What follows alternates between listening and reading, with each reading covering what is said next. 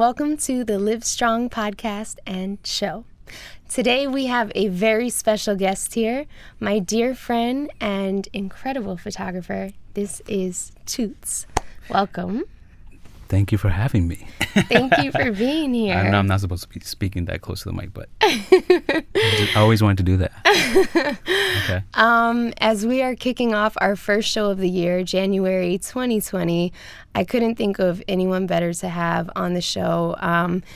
The man who is always behind the camera, I wanted to pull out and bring on camera so we could share a little bit of his story. And kind of my mantra for the last 5 years has been Liv Strong. And so I wanted to just bring you out today and talk a little bit about how you've been able to live strong and how you've been able to create a journey and a life where you're able to also capture other people living strong and living their best life, because you really go to the heart of bringing people's authenticity out, and it's what I appreciate most about your photography. So I'm going to stop talking and let you take over, and maybe you could just tell us a little bit about where you're from and how you got started with photography. Well, first, I want to say thank you for having me. I'm very honored because as a creative or somebody who's in the creative world, don't really see, well, for me, I don't really enjoy the spotlight or even just, just anything that has to do with my work. I like to just push out and not really, and let it be and let it take its own course. And there's really no purpose behind my stuff. So I really appreciate that you see it that way for sure. And the people that do appreciate my work, and I value their opinions a lot for sure. To start, it's hard to describe who I am, obviously. But if you want to go back, I was born in Ecuador. Came to the U.S. in New York when I was about 8 years old. So it would be more like what I fall into the whole like first generation immigrant family. And it's, I don't know how far in depth you want to go with this, but I ended up staying here, went to school, lived with my sister and my dad for when we first moved here, and then eventually graduated high school, junior high school, and went to college for 2 years, did the whole corporate life for 10 years in IT, and then eventually I didn't see myself fulfilling or purposeful in that career, even though it was fun. But I decided to venture into the creative world when my daughter was born. I just felt like a whole new way of like being inspiring myself, and I picked up a camera and then ended up being a photographer.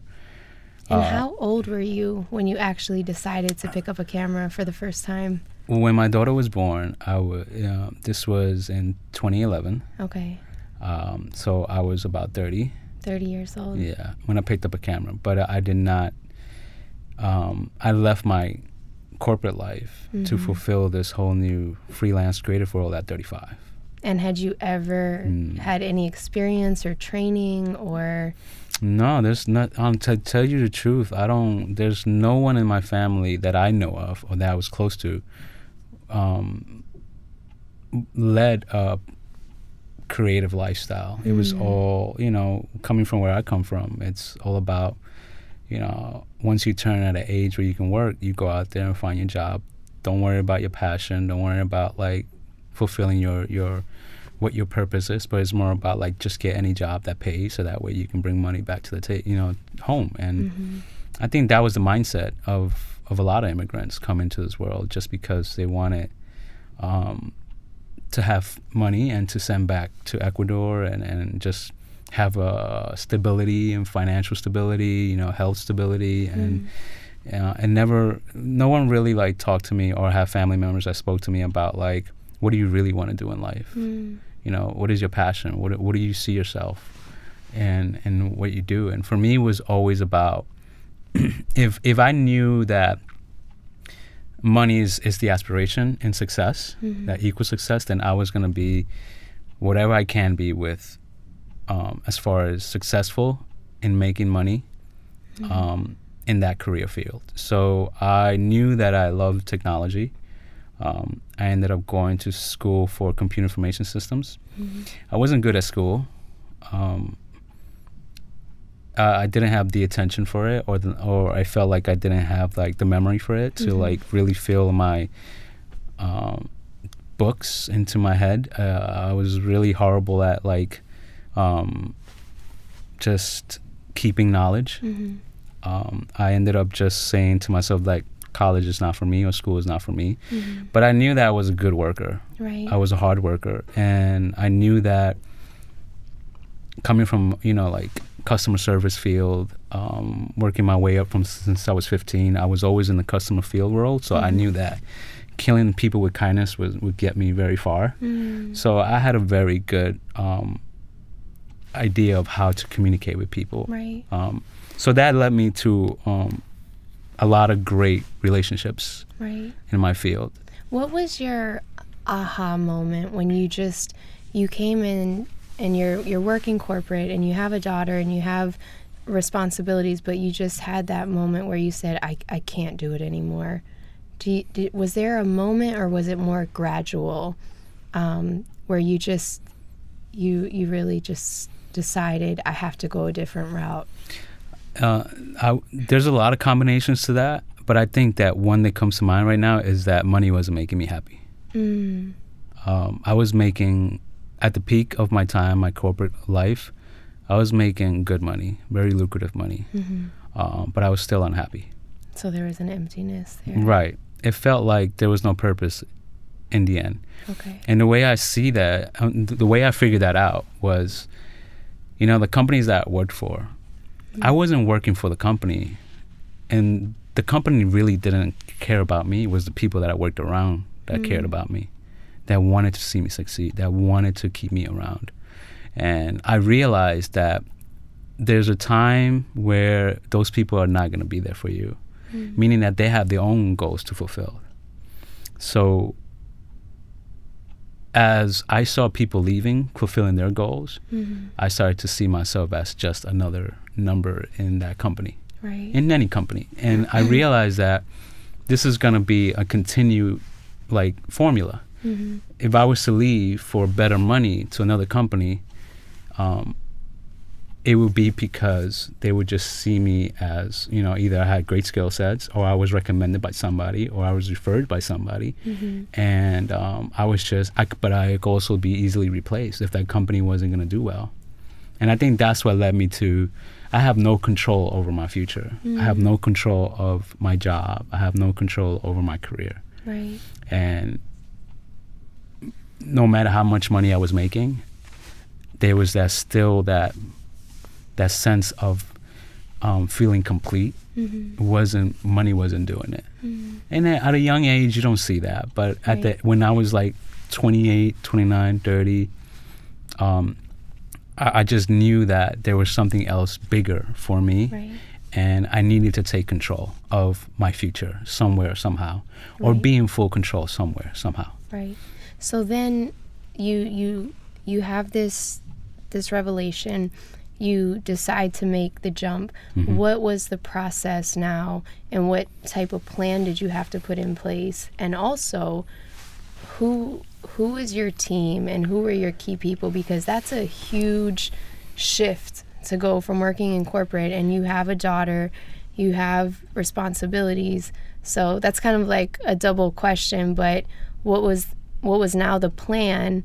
And was your team around you supportive of this plan? Because I feel like that, that has two ways that it can lean.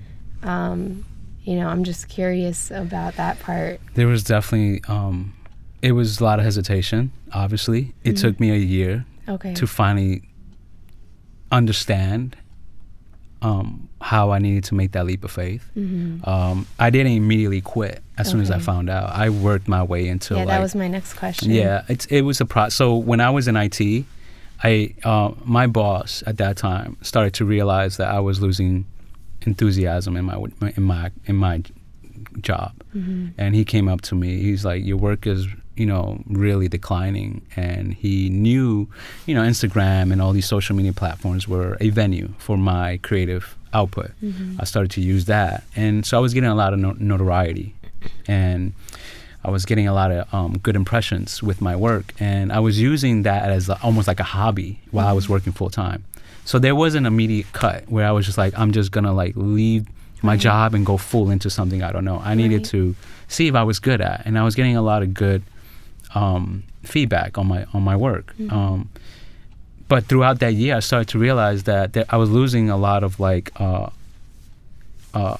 ethic, just because I knew that this wasn't for me, and I knew that I was putting a lot more effort into my creative output. Right. So what I did is I spoke to my boss, and we both sat down, and he told me, why don't you move to the marketing team? And there was a process of 2 months of me talking to the marketing team and see if I can shift over to the marketing, so I can be more in the creative field instead of just the help desk, sysadmin, and computer world. And that was great. I felt like that was a great step towards understanding marketing, if anything. Right. And it was definitely more creative role. It wasn't photography, but they also saw me as a creative person. Right. That job only lasted for 6 months, just because the company went down. Wow. So I was put on, They gave me a package. Okay. Because unfortunately, when companies go out, one of the first things that go out are the marketing team. They just downsize them, and I was last one in, first one out type of concept. But I had a great supportive team, people around me that really saw a lot of potential in me. And so at that time, again, it goes back to people that I knew, that I grew, that they were like, we want you to succeed. So we're going to give you this package. And I was able to live off of that package for 3 months. Right. So there was 2 options after that. Either I look for another job in the same field, or do I take advantage of these 3 months, paid 3 months, to see what I can do in photography. Right. So the first month I did was just look out there, see what's in the field, and went to some interview to kind of gauge how I fit in this new era of technology.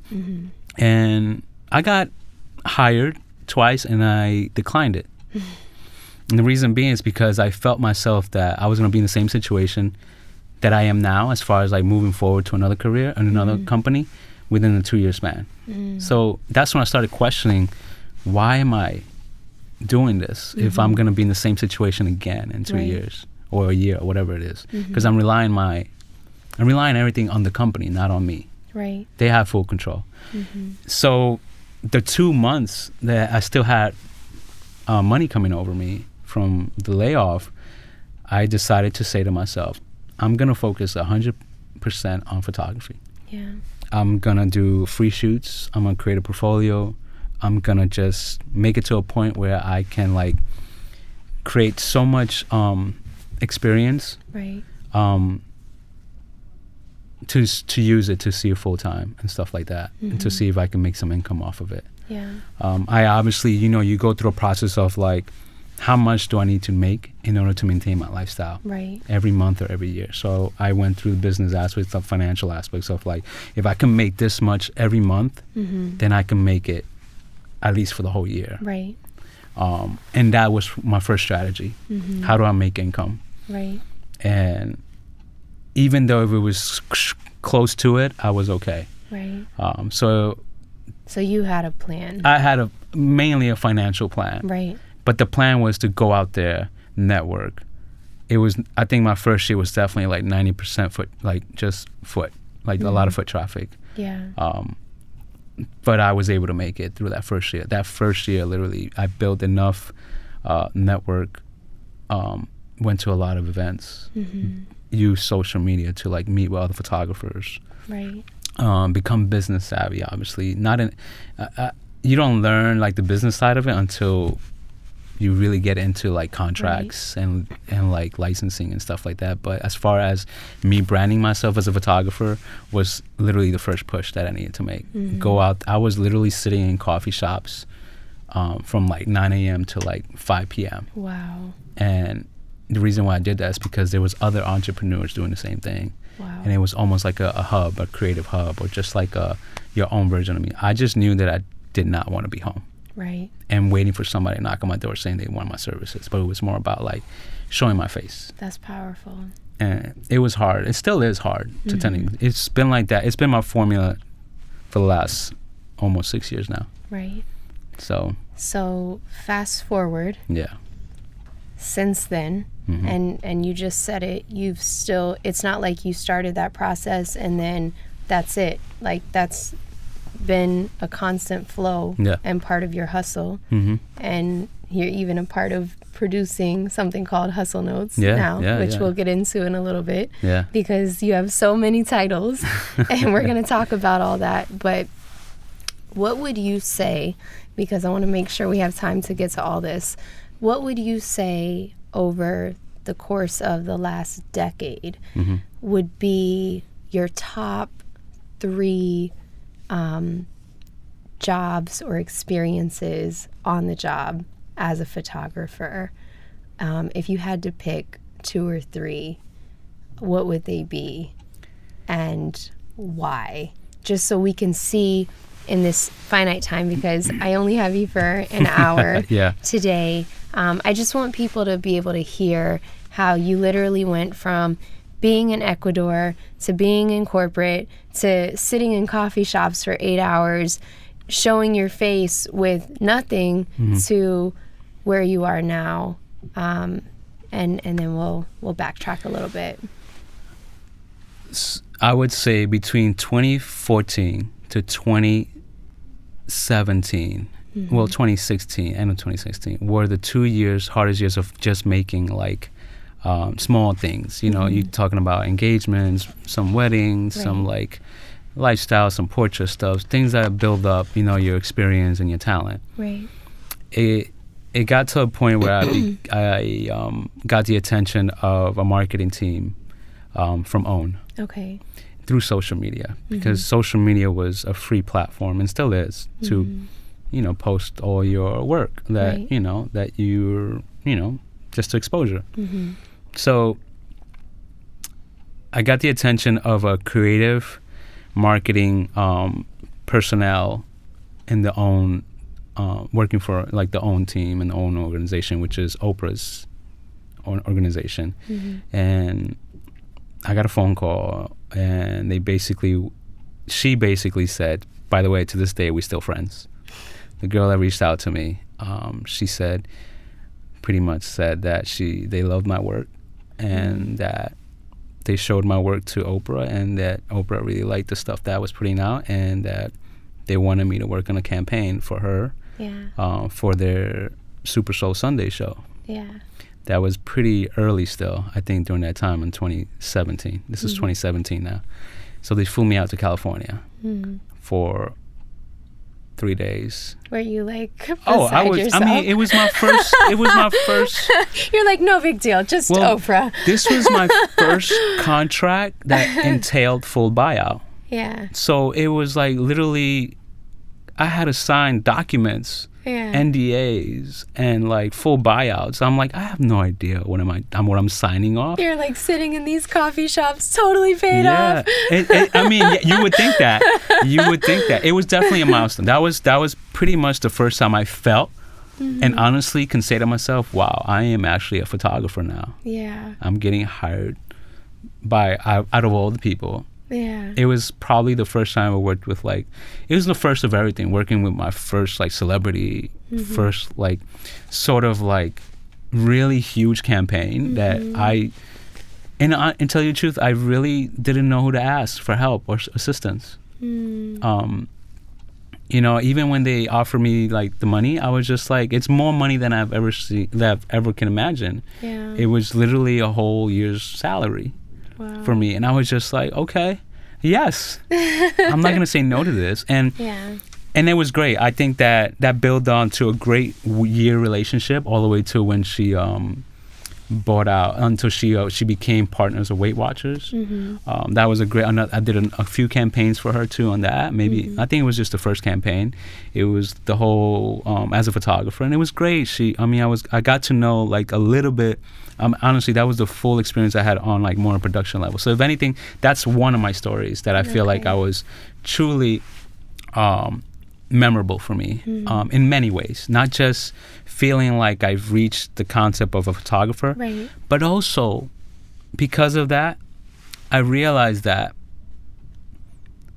that's not concrete work. Mm-hmm. It doesn't make... So one of the errors that I did from that was, okay, since now I'm getting offered this much amount of money, moving forward, this is all I can, like, this is the lowest I'm going to go with anything. Right. And we'll go into that later. It's not the way it should be. I realized that was my downfall as well. The second thing I can probably remember, like, milestones or, like, things that happened in my career would probably be more on a personal level.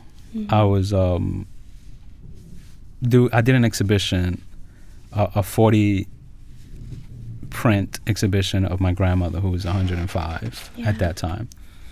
And the reason I did that is because I was lost in my field. This is 2018. Yeah.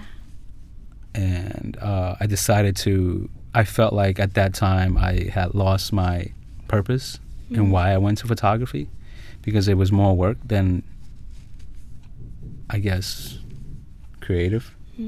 I started putting money in front of a lot of things, and I realized I was back to, like, how I was in corporate life, that I felt that I was doing it for the money instead of the reason why I left it was because I wanted to have purpose in my stuff and just be more in control. Right. So I decided to go home, and this was unplanned. And one of the things that I learned a lot about myself, I realized that I have not a lot of knowledge of my upbringing and my heritage, because I came here so young. Right. And I lost all that because I came here to the U.S. when I was 8 years old. So I lost a lot of communication with a lot of my family members and, you know, like people that I grew up with when I was over there. And it put me back on, almost like it woke me up. Right. It basically told me, like, there's a reason why I left corporate job, and there's a reason why money can easily get your attention or deviate your purpose in your career. And I decided to stay with my grandmother for 5 days and document those 5 days and just her. I didn't want to visit anybody else. I just wanted to stay with my grandmother. And I literally documented her those 4 days and decided to go back. And then I realized that her last image that was actually taken or printed was when she was in her 80s. Yeah. And she was 105. So I decided to go back home. When I came back from that, I wanted to do like almost an exhibition on just her, because I felt like on a personal level, she's the most strong. To me, she was the strongest woman in this planet. And this was in what year? 2018. 2018. I can remember seeing those photos. Yeah. And there was one that stood out so vividly in my mind. It was one of her hands. Yeah. Yeah. And I remember scrolling through Instagram, and it's like you see everything that you're not supposed to be looking at. And I stopped everything I was doing, and it was this beautiful photo of her hands, and it was so artistic. And it still, like, just almost brings me to tears, because it was just everything. And it was like you could just see an entire life in those hands. And I really think, just to go back to the beginning, like, that is the beauty of what you're able to capture in a photo. Like, who thinks about taking a picture of hands and making art? But that's what you do. You know, you see things that I think other people don't necessarily see. And being in tune and being in touch with really, like, the heart of you know, just the beauty of life. Yeah. You know? So, yeah. Well, part of it has to do with, you know, like, when I switched careers, I took that leap of faith at 35. And, you know, it's different when you're 25 or even like 15, knowing that that's going to be your career. Right. I realized I was in a lot old, like, a state of mind where I was just like, I don't have a lot of time left. I mean, I'm over 40. I'm going to be 41, and there's a lot of things that are hindering me to be competitive, you know, with a 21-year-old. Mm-hmm. They have more time. Yeah. You know, they don't have as many responsibilities as I do. So my competition is everyone that's younger than me, technically, because everyone has a camera now. Right. And so that was not everyone has the vision. No, of course not. But it makes everyone more confident in what they're doing. Yeah. Because of technology, which is great. I think, you know, you get to see a lot more now of people being more creative. That's for sure. So it's definitely encouraging for people who never held the camera to holding it now. Where me, I was like, I did the same thing. Right. If you're like me, where you feel like you need to pursue something, you want to attack it and you want to accomplish it, you're going to do whatever it takes. Right. So I have to compete with my younger self, if anything. Right. And that's like a lot. Right. It's a lot of competition out there. And I don't know, I'm trying to think of another experience that kind of make me feel like I've accomplished. I think those two are really great. All right. So the third one I would say is this. It's when I first got into photography, I ended up buying this camera bag. One of the toughest things for a camera person, like a photographer, to get is the perfect camera bag. Okay. And I was able to buy the first camera bag that I wanted because I did a lot of research. Okay. It's $500. For a bag? Yes. Okay. It's $500. That's an expensive bag. And I was just like, and this is the beginning of my career. I'm like, I got to invest on a bag that's fitting for me. Right. And I was one of the lucky ones to find a bag that was fitting for me. Fast forward 6 years later, the company because I've only used that bag, the same company came up to me, was like, you've been such a loyal fan of our bag. They've also admired my work on top of everything. They followed my career as well. They supported me through like events and sponsored me at certain things and talks and panels that they decided to come up to me and ask me, would you like to be a co-designer of your own signature capsule collection? Wow. And this was 2019, the beginning of 2019. That's amazing. 2018, the end of 2018. Amazing. So that was probably the next milestone, like a memorable moment in my career where I was able to go back to the same company that I remember buying from them. Yeah. I was just like, this is an amazing bag and I'm gonna hold on to it and this is gonna be it. To the point where they offered me to wanting to co-design a bag, and which is sold out. Well, it was a capsule of 2 bags, the Bowery and the Camps Bay, and I was able to design the colorway, which is sort of like the Flighter jacket color scheme, which is like green, hunter green, black and orange, which is my favorite colors. Nice. A little bit urban, and I was happy to know that my name was on the label of my own bag, and that was a proud moment for me. Nice. Definitely a very proud accomplishment. And what's the name of that company? Own a Bag. Own a Bag. ONA Bag. All right, so we're gonna add that in at the end if you guys want to check out the Own a Bag. Thank you. And okay, so those are quite big milestones. I wanted to ask you with all that, because those are big moments. I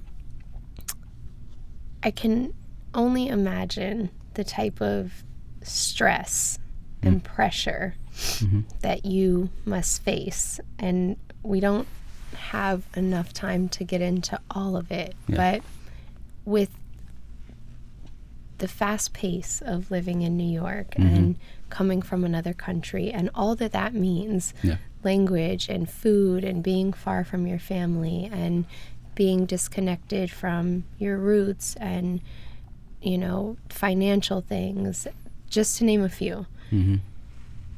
Taking on a new career.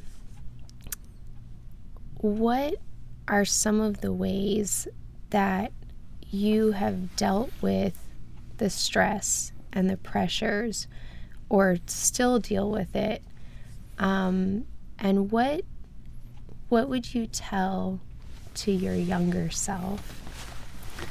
Because I feel like there are a lot of people who suffer in silence. Mm-hmm.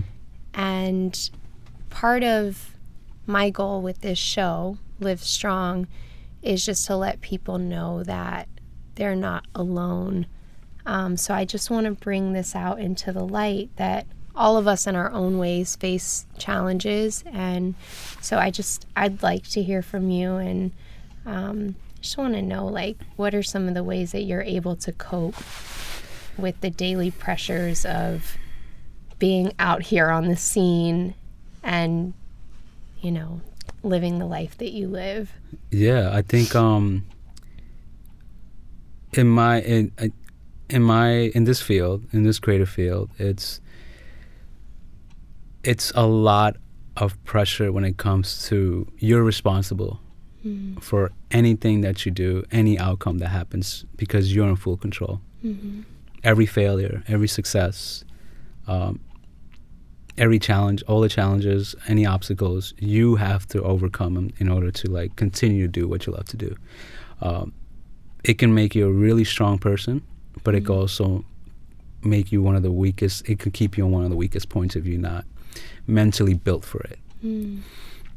I definitely didn't have the support system because I didn't have mentorships, or I didn't have people around me that were photographers or were creators when I first started. So one of the hardest thing was understanding the concept of being wanted for what you're good at, or wanting to be good at. And what I mean by that is that, you know, when you do a 9 to 5, you're going to work every day, 9 to 5. You may be sitting on a cube looking at a screen, but you're still getting paid. That was probably the biggest challenge for me mentally. Reason being is because now it's like, if I'm not working, that means I'm not getting paid. And if nobody's giving me money, that means they're not hiring me, right? So that means they don't like my work, or I'm not wanted in this field. So it's a big, it could be very anxious. It could be very depressing. It could be very tough for you to convince yourself that you do belong in this field, that you do have something to bring to the table, when every day, when there's no job coming your way, or no one asking you to work for them, that it fills in that cup of, like, you don't belong here. It's tough to, like, keep pouring that cup away, right? To start over every day. Right. And I think that's huge, to start over every day. You have to start every day, because every day is so different. My biggest struggle was that, finding a way. One of the ways to cope with is emptying that negative cup and start empty, like fully fresh every morning. How do you stir yourself up when you don't have that boss calling you for your 9 to 5? Like, what are some of the ways that you stir yourself up? I look at things that, I look at people who I feel are in the same wavelength as me. Okay. Meaning that I think it took me a while to find a community and the type of people that I needed to be surrounded by to support me, to help me, to convince me that you belong here and that you have a lot to offer. Yeah. And I think that's a huge help. Not also that, you also have to, like, look at yourself on, as the years go by, that you've accomplished a lot. And yeah, those are past things, and I've been able to understand that there are days where you accomplished what you wanted to do, but that's not where you, like, you need to sit down and set yourself as, like, you've accomplished what you need to accomplish. I think it's just a stepping stone to bigger things. Right. So a lot of the things that I've accomplished, I see it as, like, a pat in the back, and you have to continue to say to yourself, what is my next step? What is the next thing I want to accomplish? Right. What is you got to put things that you feel are empty inside you and fill those empty things little by little. Don't expect to fill it all up at the same time or within 1 year span. It could take several years. A lot of things, that I found out throughout this whole creative career is that I'm not alone. That's huge. A lot of people feel the same way I feel, and that took me a long time to process, because most of the time whoever's in the creative field, they feel like they're the only ones going through it. Or they just feel like we are our worst critics. We knock ourselves down because we want to give up. Right. But deep down inside, we can't let it go. We know that we have something to offer. And there are days that I've said, I'm quitting this job and just going back to my 9 to 5 and just deal with it. I don't belong here. And I've done it. I've set my mindset where I'm like, I'm going to quit. I'm not going to do this anymore. And I went out to apply for jobs, and I've gotten jobs. And the first day I went to these like part-time jobs, I ended up quitting. Yeah. Because it was back to just like feeling in such an emptiness. Yeah. That I'd rather struggle and fight and continue to pursue this passion of mine, fill these empty voids through putting back into like out there the world, my vision and my creative aspiration, and finding these people that are looking for help, are looking to like be guided and are looking to be like pushed at their best, to be their best. And I think that's been like, it's very important for me to surround myself with people that are constantly not just struggling, but you can share the struggles with. Right. And looking to grow. Yeah, and looking to grow, for sure. Yeah. What can we expect from you for 2020? I was gonna hit you with it. Every year I've been, I could tell you one thing, like I'm constantly doing leaps of faith. Yeah. And what I mean by that is that every year I'm trying to find out new things about myself that I can do, or that I can't do. Yeah. I've last year and the last 2 years is all about saying no more than saying yes. Same here, brother. Yeah, I'm telling you. I've no the more is the I say new yes. Yeah, I've been saying no to a lot of things just because it keeps me in a straight line of where I need to be. Yeah. At the beginning you say yes to everything and you're all over the place. You wind up saying no to yourself. Yeah, you have no identity of what you represent. Yeah. And what are you trying to represent? And at the beginning it's kind of like, it's understandable because you're trying to find like what you're good at and what you're not good at. But if 5 years into it you're still saying yes to a lot of things, that means that you're not really trying to, for me, I wasn't really trying to fulfill an ultimate goal. It was just more like I just wanted to know everything and be about everything and be a people pleaser. And yeah, I just last 2 years I realized that I've only wanted to say yes to work, whether it's good money or whether it's like working for a celebrity, whatever it is. If it's not, if it doesn't hit me emotionally, or doesn't feel like I can be a partner with it, or collaborating with it, or putting my own insight and creative direction on it, I'm gonna say no. So for me, it's led me to bigger and better opportunities. May not be as consistent, but it's led me to be very pleased with every single work that I've accomplished, instead of like not being proud of a lot of things that you've done. Right. And I'm proud to the last 2 years to produce things that I'm like, I'm so proud to be part of this. I'm so proud to have shot with this person or worked with this brand, or even if it's freelancing, even if it's like free, like volunteering work, it's been such a huge, I would say, gratification, satisfying, filling a lot of those little voids of finding what I'm capable of and what I know I can control. I think being more in control of what you want to do, it's a lot more satisfying and purposeful in any career, Yeah. Well, we're so thankful he said yes today.